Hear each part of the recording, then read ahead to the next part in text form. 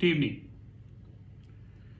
This side Rahul Magan here as a Group Chief Executive Officer, Treasury Consulting, and also a venture capitalist. As we speak, Treasury Consulting Group is a multinational headquartered group based out India, Singapore, and Hong Kong. More importantly, we do have offices in 3 parts of the globe. Apart from that, we own our own proprietary hedge fund.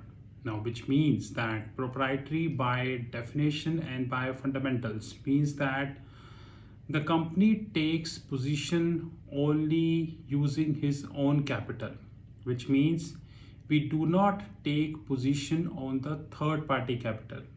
So like American hedge funds, our hedge fund also cover FICC, which means fixed income currencies and commodities. We also cover crypto. But like I said, our hedge fund is a closed, which means no third party can enter in our hedge fund. Yes, we do cover many asset classes, and eventually over the period of time, we would be adding more asset classes. Let it be honest.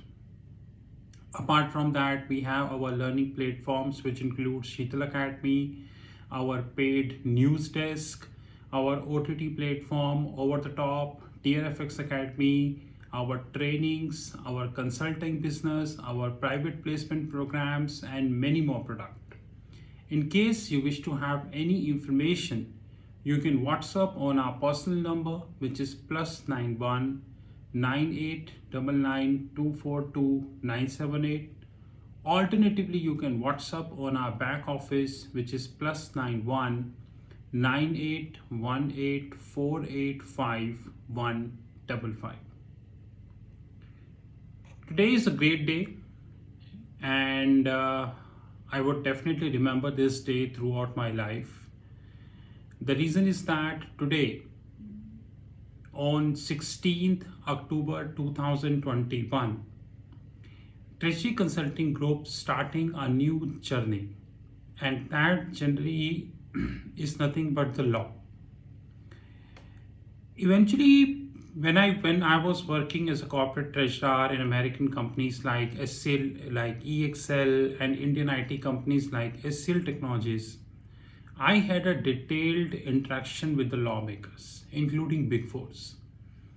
And eventually I found that these lawmakers have made themselves as a Hawa. Now, Hawa is a Hindi word, right? Hawa means that they made themselves a very high person. But actually they are nothing. Like, I have seen various judgments given by the honorable courts, and I have my reservation. But unfortunately, I was not getting the time. Since I was not getting the time, so I wasn't able to do the justice. But now I have started, or my company, Treasury Consulting Group, started the law practice. And the first thing which we are entering is the competition law. Now, you know our expertise. You know our expertise in the financial market, in the equity markets, in the crypto markets, in the venture capitalist, in the private equity, and all. So definitely we would be using this as a valid or as an edit point as far as our competition law or the further laws are concerned. Now, before I move forward, I would like to remind my meeting, which happened many years ago, conducted by Indian Institute of Corporate Affairs, IICA, wherein many government employees also acted. In fact, I was also a trainer for Institute of Chartered Accountant of India, and I attended several meetings of Institute of Chartered Accountant of India in which the president level people like Atul Kumar Gupta and many other acted. I know many central council members, by face, by phone numbers, and I know how they actually work. I know how the meetings of Institute of Chartered Accountant of India works, how the IICA meeting works, how the government meeting works. But now we would like to add a flavor in that. So our first target, our law desk target, is the Competition Act. What the hell is Competition Act? Competition Acts were defined long ago. This is a basic flaw of the Competition Act. Example, when the Indian Competition Act was defined, there was hardly private equity, venture capitalist, startup funds, the so-called Series A, Series B, C, D, E, F, G, H. When the Competition Act was incorporated, there was hardly any Amazon, Flipkart, Snapdeal, Lenskart, Delivery. When these competition laws were enacted, the supplier and the distribution relationship was the only factor to consider. But now this is not the only factor to consider. I affrontly say that the competition law of India is outdated. Rather, there are many places where competition laws of US and Europe is also outdated. And I assure you, now we're starting our series, and in this series we will continue to take up a lot of matters as far as the competition law of concern, and if required, we are going to be taking one to one with the legal fraternity of India. Now, the first basic thing I starting up is the competition. What the hell is competition? Competition is actually derived from a word called compete, which means that two people, two organizations, two financial institutions, or any two bodies, related or non related, are competing with each other. Example,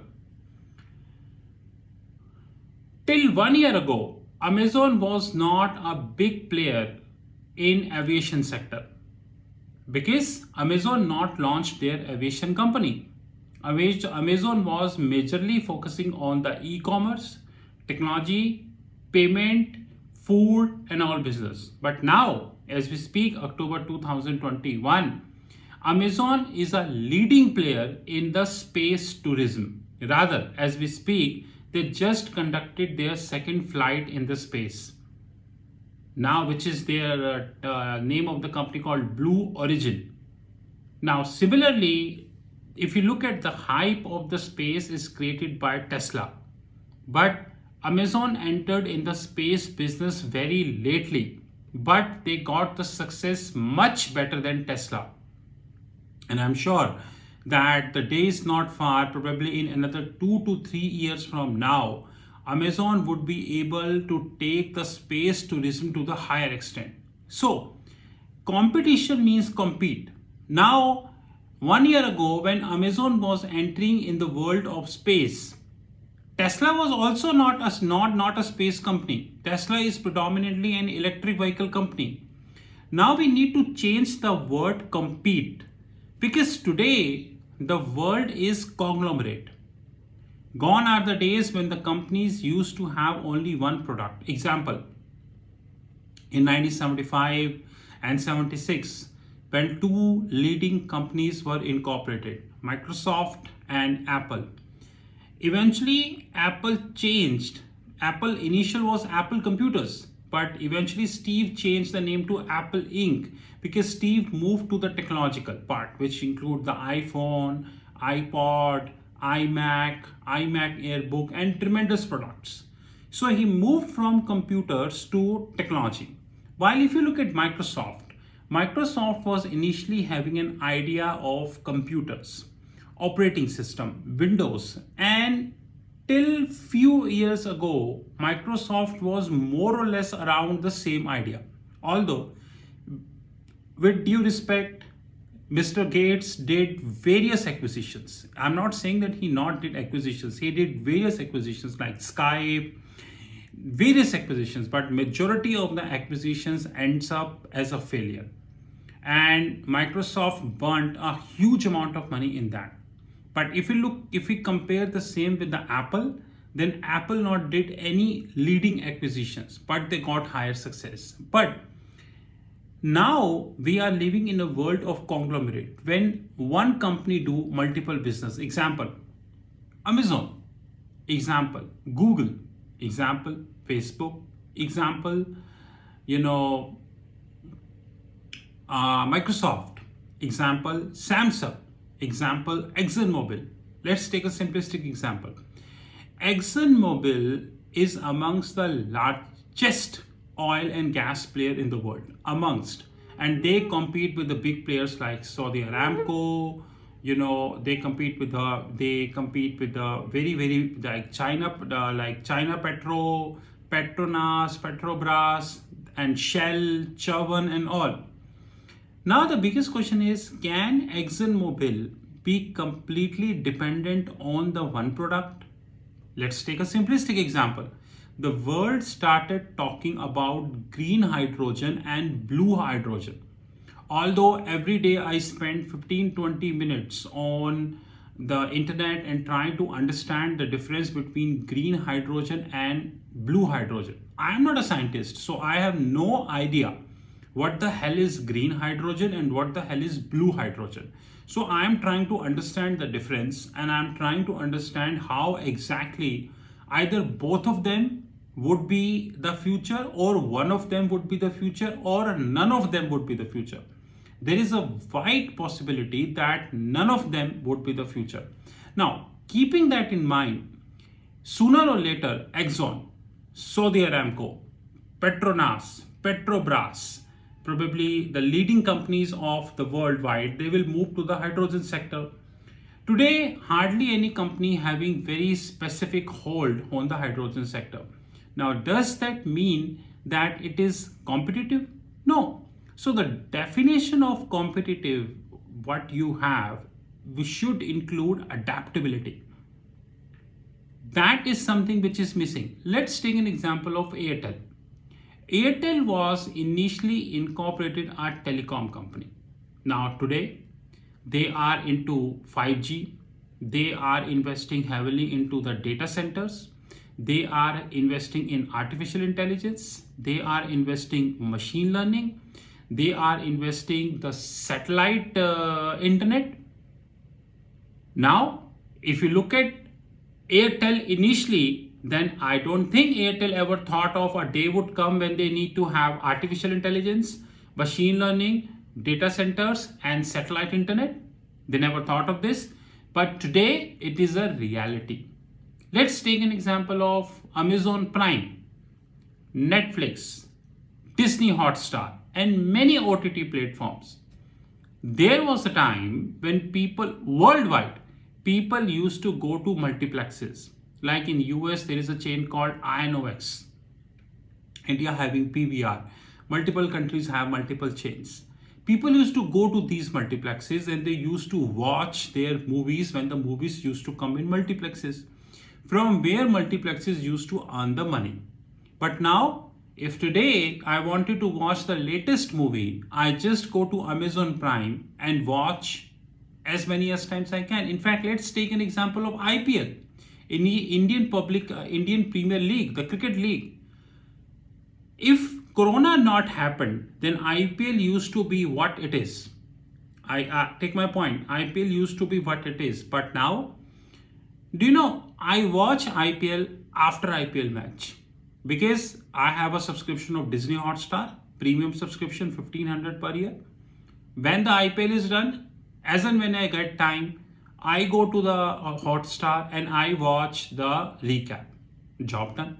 Why to spend 4 hours in a live match when the recap takes just 30 minutes? Now the question is adaptability. The Indian Competition Act and multiple Competition Act worldwide are missing adaptability. Business is adapting very fast. And after Corona, the business is adapting very fast. So God forbid, if tomorrow there is any other eventuality come, like we have multiple predictions on the YouTube, the adaptability would be more. So let's take a simplistic example. Zoom. Zoom started long before than COVID.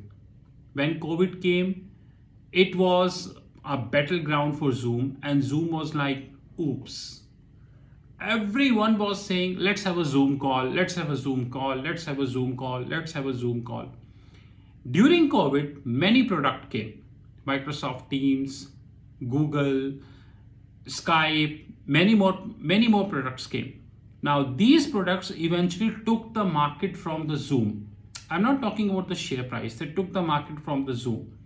But Microsoft Teams, Google, your Skype, all these products thought that in 2020 a crisis came, a pandemic came, then we would be launching these products? No, they were not aware about that. So adaptability. So let's take a simplistic example about the two important things which we are having in the competition law, which I would be hitting today. There are two forms of agreements we have in the world. Number one is the horizontal agreement. Number two is the vertical agreement. This is the stupidity number one. There are three forms of agreements. Number one is the horizontal agreement. Number two is the vertical agreement. And number three is the diagonal agreement. And I was searching on the Google and I was like, what the hell it is? No one mentioned about the diagonal agreement. Now, first I give you the theoretical definition of horizontal, vertical, and definition of the diagonal agreement. Horizontal agreement means horizontal agreement are restrictive agreements. Now, what the hell is restrictive? No one knows. Horizontal agreement are restrictive agreements between competitors that operate at the same level of production or the distribution chain. The most common type of horizontal agreements are like e-commerce, your aviation sector, telecom sector, and multiple. The anti-horizontal agreements are price fixing, bidding, rigging, and all. Now let me ask one simple question. In the world of e-commerce, now if today Amazon is generating an extensive profit across the globe, and we know that Amazon is a profit-making company, there is hardly any doubt about that. So if Amazon is making an extensive profit across the globe and Amazon is burning cash in India, does that mean it is anti-competitive? No, it is not anti-competitive. Because the companies, those who claim that Amazon is anti-competitive, they have also taken the funding from the venture capitalist. Well, let's take an example. If Flipkart and Reliance are cripping that Amazon is anti-competitive, then Flipkart is heavily funded by the venture capitalist. In fact, since inception, Flipkart never be in profit. So Amazon is burning his own money, which they are making from across the globe. They have a business across the globe. While Flipkart is burning Walmart or the venture capitalist money. So Flipkart having no right to say that Amazon is anti-competitive. I will come on the supply chain in another video, which would be maybe tomorrow. Let's look at Reliance. Reliance took an extensive funding from the players like Google and all others. And using this funding, they are investing in their e-commerce business, they are integrating their geo business and multiple businesses. Now, does that mean that if tomorrow Reliance say that Amazon is anti-competitive, then Amazon is anti-competitive because Reliance is burning somebody's money. Reliance is not burning his own money. Come on, what the hell is that? We need to understand that adaptability. So if today any conglomerate who is having business across the globe and he makes profit worldwide, and if he burns his money in one country, this doesn't mean that he's burning the money. The right definition of burning the money means when you are burning somebody's money, like Flipkart, Snapdeal, Oyo, Myntra, Jabong, Lenskart, and the list is very long. Amazon burning his own money. So this isn't a horizontal agreement, right? Although on the main supply chain part of the horizontal agreement, I will come tomorrow. Second is the vertical agreements. A vertical agreement, which are agreements between parties at different level of supply chain. First of all, let me simplistically speak what the hell is supply chain. Gone are the days when supply chain used to be on trucks, railways and all. Today the supply chain is on robotics. Have you seen the warehouse of Amazon? Have you seen the supply architecture of Amazon? Is that definition of artificial intelligence, machine learning, robotics, is that covered in the competition laws? So what is supply chain? So if today Amazon is having the finest supply chain in the world, does that mean that they fall under horizontal and vertical agreements? Now the third kind of agreement is, which nowhere mentioned, in fact in the competition laws, which is vertical, which is diagonal. Now the diagonal agreement is an agreement when you are running the show, not yourself, but on behalf of somebody. Now what the hell is that? Flipkart, Paytm, Ola, Uber, Swiggy, Zomato, Lenskart, Delivery, many, they have a huge venture capitalist and private equity money. Since they have a huge venture capitalist and private equity money, the stake of the founder is very, very small. Practically speaking, the reality is that whenever a private equity firm comes on your board, then he dictates. That's a reality. He dictates. Now, if he dictates and the company coming up with reduction in the prices, company coming up with a competitive pricing, company coming up with a predatory pricing, this is not horizontal. This is not vertical. This is diagonal. Because the founders of the company are acting on behalf of somebody. Example, if today all the venture capitalists quits in Ola, Uber, Swiggy, Paytm, Zomato, Lenskart and all, then these companies collapse in less than 2 years. I challenge.